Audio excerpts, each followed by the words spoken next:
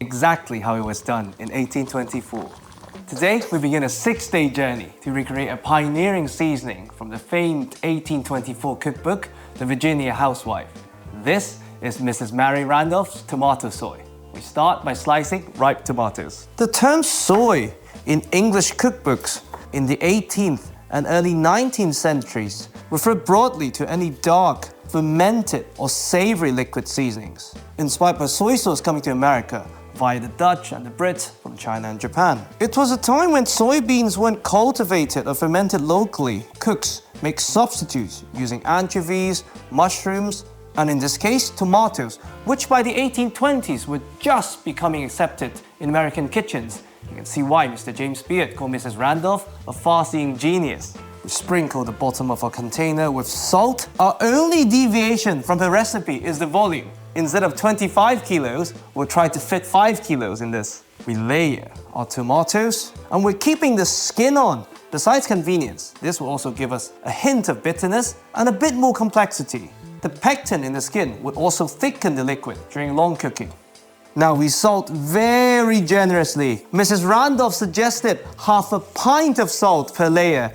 Even scaling it down by a factor of 5, we're still talking about 300 grams per layer. That's a lot of salt. But this was before the fridge. The salt wasn't there just as a seasoning. It was the preservative, which was particularly important as Virginia was and still is moist and hot during tomato season. The salt will also break down cell walls in the tomatoes and later the onions, releasing their juices, concentrating their flavors and intensifying their umami, a term coined much later, and sweetness. Add a layer of sliced onion. This would enhance the depth and umami, and the enzymes in the onions might help break down the tomatoes.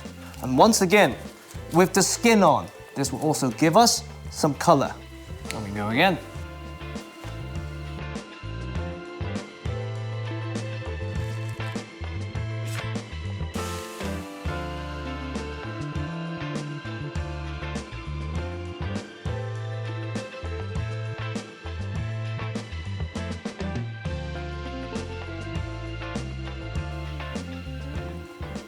Alright, I think we've managed closer to 4 kilos. Now, we allow this to remain for 3 days. I assume loosely covered to allow for airflow. The salt would start working its magic and the enzymes would start breaking down the carbohydrates, giving us a thicker texture.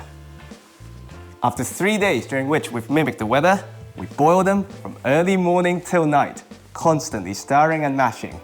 It was a different time, but today, with free will, we do this together. 8 hours.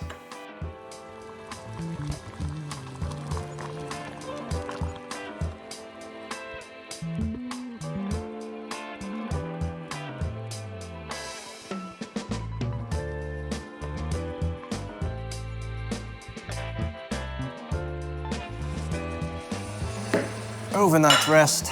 The next morning, we pass everything through a sieve. Now you know why Mrs. Randolph wanted 25 kilos.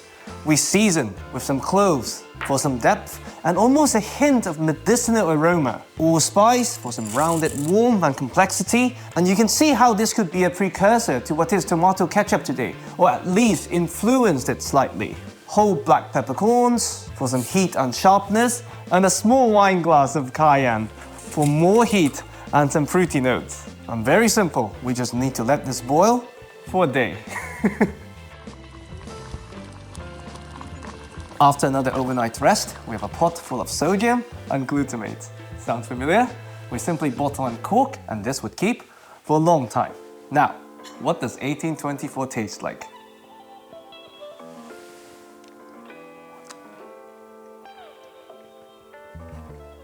Salty.